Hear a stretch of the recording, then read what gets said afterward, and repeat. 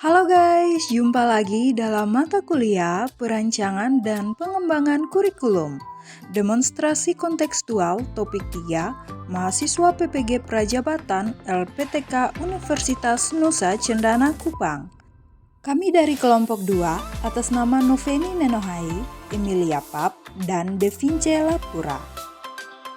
Dalam pengembangan kurikulum UBD atau yang biasa kita sebut dengan background design, terdapat 6 sisi. Salah satunya adalah menafsirkan. Apa itu menafsirkan?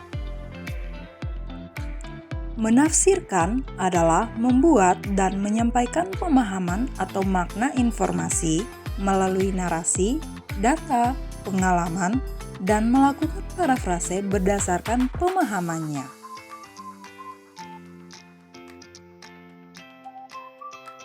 Menafsirkan dapat dilakukan dengan menggunakan berbagai strategi, mengonstruksi pengetahuan yang baru dengan pengetahuan yang lama, kemudian dibahasakan kembali menggunakan bahasa sendiri, menggunakan berbagai sumber peristiwa, data, pengalaman, penceritaan, atau persepsi terhadap fakta tertentu. Menafsirkan atau interpretasi dapat membantu peserta didik untuk memahami mengapa konsep-konsep tertentu penting atau bagaimana tujuan pembelajaran tertentu berhubungan dengan konsep tersebut.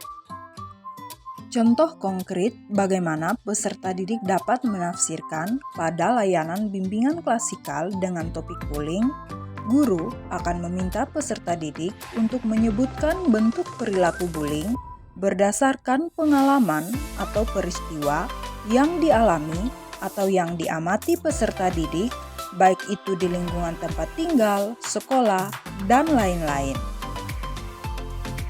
Peserta didik dapat memberikan contoh konkret tentang situasi bullying yang mereka lihat atau alami, serta menjelaskan bagaimana hal itu bisa diklasifikasikan sebagai bentuk bullying.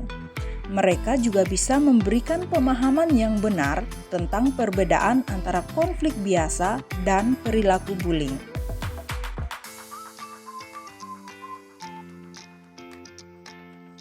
Peserta didik menceritakan pengalaman pribadi mereka tentang bullying atau cerita tentang bagaimana bullying mempengaruhi diri mereka sendiri atau orang lain. Peserta didik menceritakan berbagai jenis bullying seperti bullying fisik, bullying verbal, ataupun cyberbullying. Mereka menjelaskan mengapa perilaku tersebut merugikan dan bagaimana hal itu dapat mempengaruhi korban baik secara fisik maupun psikologis. Peserta didik berpendapat mengapa bullying penting untuk dipelajari dan juga mengapa bullying sering terjadi di lingkungan sekolah. Kemudian di akhir penjelasan, guru akan meminta peserta didik untuk menafsirkan terkait bullying berdasarkan pengalaman atau peristiwa yang telah diungkapkan di dalam kelas. Di sini, guru akan mengarahkan peserta didik untuk merefleksikan pengalaman atau peristiwa yang telah diungkapkan di dalam kelas dan membuat kesimpulan.